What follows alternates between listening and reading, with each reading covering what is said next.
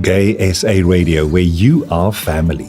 This is the Steam Room, brought to you by the South African National Department of Health's Phila Project. My name is Max, and tonight we're exploring the world of mental and sexual health. So, first of all, even though it might seem bleedingly obvious, what do men who have sex with other men think those terms mean? How do they relate to them? So we spoke to a few people, and here's what they said. What is the link between mental and sexual health? I think the link between mental health and sexual health is that the better you feel mentally, the better you are going to feel physically. And what I mean with that is, if you perhaps do have mental health issues like low self-esteem or even depression, you might seek out sex to make yourself feel better. In many ways, I think when it comes to mental health issues and sex, if there is somebody with power issues, it can be reflected in sexual issues where a dominant role play might become involved, or the other way around, where somebody has too much power and they want to kind of experience being submissive. It could play out in the sexual health. And that could also then, I think, in a big way, especially with self-esteem issues, lead to promiscuity. Absolutely. I think there is a link between sexual and mental health. I've always thought of sex being very sacred, very beautiful, very satisfying. And with that question, I just wonder that if mentally I'm not healthy and mentally I'm not there, then it might not have the desired result afterwards. So I think one needs to be in a really good space mentally and really healthy and stable for me to go in and have sex and share a part of myself and a part of my soul and make it a beautiful event for myself. But yeah, I think there is most definitely a link between sexual and mental health. What can I say? I think the both are really, really, really relative, because I think that if you are not okay mentally, you cannot have like a very, very, very good sexual life, you see. So I think the link is, if people want to have a good life, if people want to have a good sexual life, and I know people want to have a good sexual life, they need to be okay mentally. So the mental is very, very, very, very much important I think it's even very important for all the field of a human being, all what you do in your life. You need to be mentally okay. So the link is very, very, very, very much present between mental and sexual and sex. Can sex be used to control people? Sex can absolutely be used to control people. I've seen that around me with people being in certain relationships, and one of the partners might manipulate the other one for money or for a car or for lifts or for booze or whatever. So sex can definitely be used to control people. Do I think people can use sex to manipulate or control people? Absolutely. I mean, I remember having a friend who'd stick in a really toxic relationship, who'd always be depressed, but because the sex was so good, well, in his words, his dick was bomb, and he really, really enjoyed every piece of him. He had to just stick around, and it was really not healthy. And I think people can manipulate other people through sex, and use other people and control other people's lives through sex, just because they are gifted in that sector. But yeah, I do believe so. I do believe people can manipulate and control others using sex. Of course, people are doing that every day. Okay. People are doing that every day. Of course, people are doing that every day. I think is even a way for some people to have what they want, like telling someone that maybe if you want to take some money from someone. You think after having sex with him, it will be very, very easy for you to ask him money, but I don't think it's a good thing, but people are doing that every day. It's very much possible. Now, when someone is in an emotionally unstable state, do they have more or less sex? When it comes to being emotionally unstable in an unstable emotional state, I think this can fall either two ways.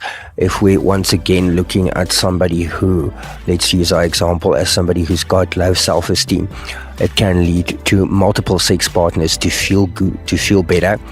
Perhaps somebody who wants to be accepted can get involved in sexual activities to be accepted. So there can definitely be an increase in sex. If somebody is on medication, however, like antidepressants or similar medications, it could lead to a decrease of sex life. So that one can fall either two ways of the coin. Do I think people have more or less sex if emotionally unstable? Well, look, I think it differs, right, from person to person. Me, myself, personally, I wouldn't have sex if I'm emotionally not okay, because as I said, I would want the desired result of feeling satisfied and feeling happy at the end. But I'm figuring if I'm emotionally not all right and I go and have sex in hopes that it will change my situation, or I have more and more sex and still my situation's not changing, then I'll just end up feeling worse. So I think I'd have less sex, if any, if I'm emotionally unstable. I believe that a human being that doesn't have very good sexual life is not stable, Even in a relationship, I know, yes, there's that thing, yes, I love you, but if you keep telling someone I love you after 6 months without having sex with the person is going to start looking at you like, is there something going wrong, So I think so, yes, I think so. Does sex fix emotional problems? Sex can't fix emotional problems. I think it is a short-term fix. If you are in it for a longer fix, then you need to go see a psychologist or a therapist. I mean, for that short while you are having sex with somebody, you might feel better about yourself. But afterwards, I don't think it works. It sure as hell can try. No, I'm totally joking. I don't think so. I don't think sex can fix problems. I mean, like tequila, you have a shot, but the problems still stick the same. Sure, during sex, at the climax of sex, you feel perfect, you feel great, you feel like you're on cloud 9, but does the problems go away? I don't know. I don't think so. I honestly haven't experienced it, and I don't think it would, just simply because problems were not rooted by sex. The problems did not start from sex, so why would they end with sex? You know what I'm saying? So no, I don't think sex can fix certain problems or any problems. I'm not I'm not okay with that one, but I think it depends on the situation. It depends of the situation. Maybe if you have some problems with your partner, some emotional problems with your partner, once you fix it verbally, you also have to fix it sexually. Right. I think I'm gonna go with you on that one. Quite interesting. So you think that in the bedroom it has to become like the words follow the actions? Yes, exactly. I think it very much depends on the situation. But if my mother dies, for example, and I'm crying my mother, don't call me and tell me, Raphael, let's go and have sex so that you can forget that your mother is dead, you know? So I think it depends on what you are going through.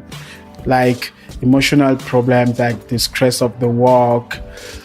Yes, the stress of the work, a hard day, things like that. Yes, I think so.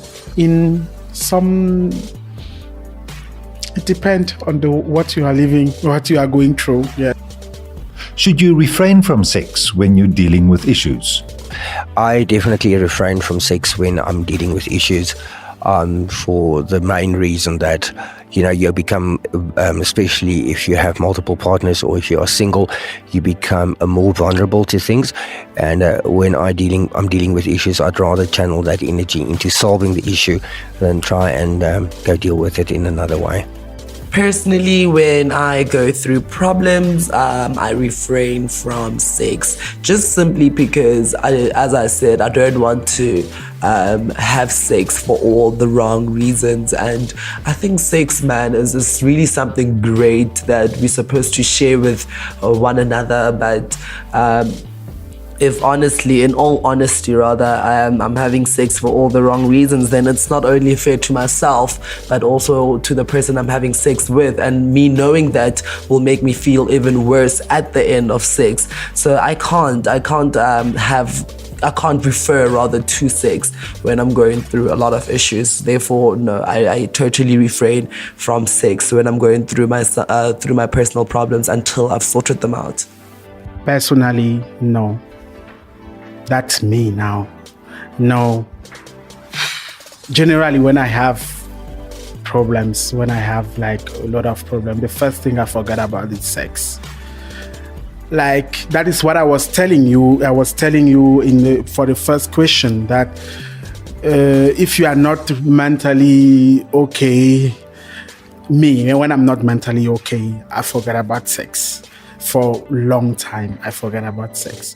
So, but some people, yes, they find their comfort when they have problems in sex. I know some people that tells me, when I have some problem, I need to have sex, and then for a little bit moment, for a moment, I forget about all my problems. But me personally, no. The only way for me to have like a very, very, very great sexual relation is when I'm okay in my head. Yes. So there you have it. That's the word on the street when it comes to mental and sexual health, what it is and how they think on the subject. So now I'm left wondering, what does this topic mean to you? So how about you let me know? Just drop me a message on social media with your opinions. You can always search at GaySA Radio on Twitter, Facebook, Instagram, or LinkedIn and get in touch that way. This is GaySA Radio, where you are family. My name is Max, and you're listening to The Steam Room.